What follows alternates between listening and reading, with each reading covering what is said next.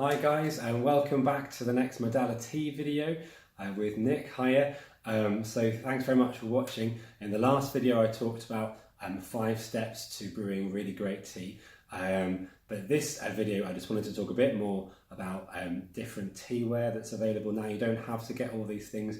You can see I'm quite obsessive, which is my personality. But I've also had 5 years of buying different kind of interesting teaware, and arguably it's kind of one of the interesting things about tea as a hobby is there is loads of really interesting kit and stuff with some real history and meaning behind it, which you could avail yourself of should you want to spend more money. I'm still brewing my second steep of this Yunnan black tea that I was brewing in the last video, and this is in my trusty daily tea infuser. And as we said before, it's got the tea brewing vessel at the top, and then the jug underneath, and there's this double thickness thin wire mesh, which then provides the filter to stop your nice tea leaves escaping. So that's the kind of essence of something that I'd suggest. It's something that's going to keep hold of your tea leaves for the next steeping. Now, you could just use a teapot. So these are actually some rather nice clay teapots I've got. This one's about 250-300 mils, and it's meant to look slightly in the shape of an aubergine plant. I don't know if it does. But it's, it's a 300-gram/ml teapot, which should be ideal for brewing on your own. I had a little look. You can find some of these things online, maybe 10 quid off eBay. But maybe what's a more practical piece of kit, if you don't want to buy one of these, which, like I said previously, is about 16 quid from Mayleaf. I can buy them online from China, including P&P. It's about £10, but you're also waiting 3 or 4 weeks for the privilege. This is what I kind of started out brewing with, and actually this was an insert from a larger teapot, which unfortunately broke. But essentially, it's just a mesh cylinder, which then you pop your tea leaves into, and you pop that inside your cup, and then you can just brew in your mug at your desk at work or wherever. And when the 3 minutes or whatever has elapsed, then you just simply take your mesh strainer back out, put it on a saucer somewhere next to you, ready for your next steep, and enjoy your tea. So that's the kind of maybe the easiest low-tech solution, and you can buy these kind of things for about 2-3 quid off on the internet. This is a metal one, but the kind of soft plasticky ones I think will do fine most of the time. Now I did have, and I should have got it for this video, I had these little cute metal tea compartments that you dunk into your mug. Mine was a little robot one with little claws hanging over, and it looks really cool, but actually it had about this much space for my tea leaves to infuse. And really, you want to give your tea leaves some space to infuse and for all those lovely flavours to dissipate out and dissolve out into the tea. So the more space you give your tea leaves, the better, which is why I think this is a really great solution. This is okay. The little robot or whatever tea ball thing you dunk in your mug, I'm not such a fan of. I'd recommend you stay away from that.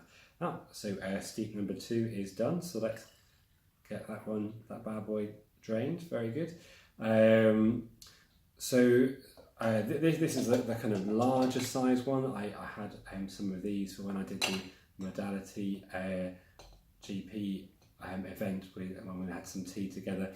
So those are some kind of more bog standard things. This obviously is a humongous great big teapot for 4+ people, and this works fine when I brew tea for friends, Western style. There's a lot of people, then yeah, sure, stick some tea leaves in this and just brew it out the usual way. But I would encourage you only pour as much water in as you're expecting to pour out after the first steeping. So what really irritates me, and I've even noticed it at Betty's, is you get this teapot that's probably big enough for 2 cups of tea, and then they fill it up. You wait your 2-3 minutes if you're good, and then you pour your first mug, and then you leave the rest of the water stewing in the tea leaves until it gets really bitter and astringent, or you lose a lot of that, that much more kind of balanced flavour profile that you'd expect if you just brew it for the right amount of time. So that's my kind of bugbear really with these big teapots, is you need to empty them at the right time. So that's teapots. But you can see I've got all these other weird ass things, and these are for brewing different kinds of tea. So these basically are little tea bowls, about 60 mils. And so if you're brewing small amounts of tea, if you're brewing gong fu style, for example, those are quite a nice thing to pour your tea in. If you're having a tea for lots of friends, then you can pour those around. Everyone just gets a little few mouthfuls and then you refill. That's quite charming and very kind of traditionally Chinese, really. But the other kind of teaware I really wanted to show you was this thing called a gaiwan. Which one shall I show you? So this is my longest standing gaiwan, and this is really straightforward. It costs about 12 quid off the internet, and it's a gaiwan just means a lidded cup. So here's the lid, here's the cup, and there's a little saucer that it goes on. And this is just 100 mils, and this is for brewing what I saw they said is gong fu style. Gong fu means skillful. It's the same root as the word kung fu or kung fu in Chinese, and so a gaiwan gives you a lot of control over brewing your tea. But you can see it's a low-tech piece of kit that's clearly been around for hundreds, if not thousands, of years. Chinese people have brewed their tea in this, and this is ideal for if you want to have a lot of leaf in quite a small vessel, and then you have all these short steeps that you brew a large number of times, not 2 or 3 times. You might brew 8 or 10 or more times. So that's a gaiwan, and in fact, earlier today I have been brewing some really special tea.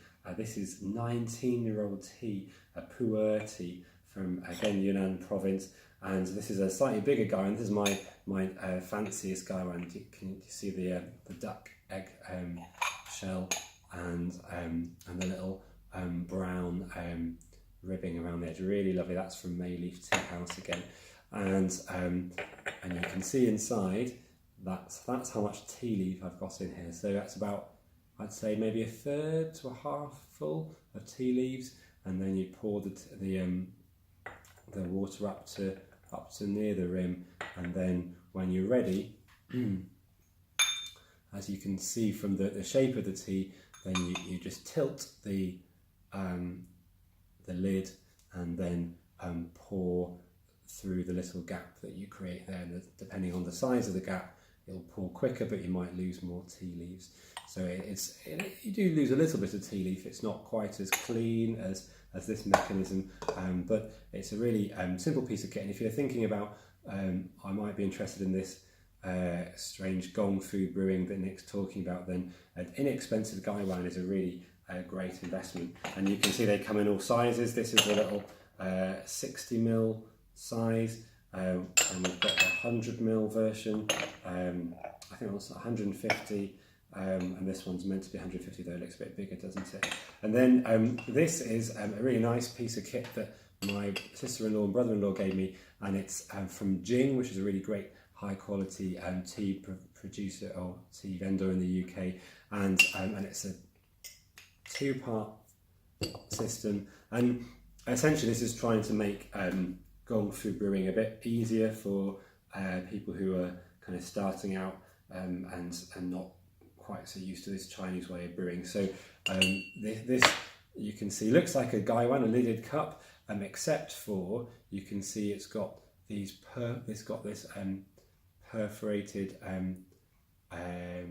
little screen over the spout. So that's going to catch your tea leaves, because they're obviously going to be bigger than these little holes that you can see there. So it captures the tea leaves when you pour with your lidded cup into your receiving vessel. So this is the same as one of these. So I'd pour with my gaiwan into one of these glass jugs normally, and this is called a fairness cup, or in Chinese. I've just forgotten the name in Chinese.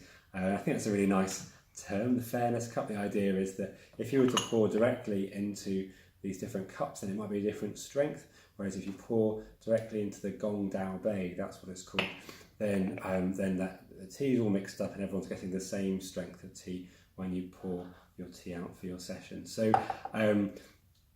last of all, you can see that these little these are some really tiny teapots I've got here. And this again is only 100 mils, and it's a clay teapot, which really keeps the heat. So it's really good for kind of roasted oolongs and pu'er teas, where you want to keep as much heat as possible, because obviously you might start with boiling water, but anything you pour your water into is going to cool down the tea. Now, I would suggest, particularly if you're doing gong fu brewing, you probably want to preheat your teaware, and even with a bog standard porcelain teapot, I'd really recommend it, because what you're doing is trying to make sure then the water goes in and stays at as high a temperature as possible for your black teas and roasted oolongs and pu'er teas, so that you're brewing at the temperature that you're trying to, and you extract as much of the wonderful flavour and your fabulous tea leaves as possible.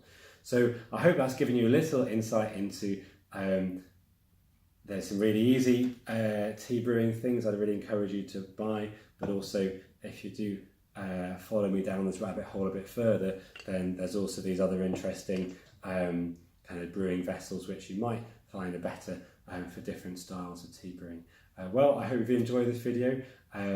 Do keep on drinking the fabulous loose leaf tea, and enjoy Modala Tea Club. Cheers.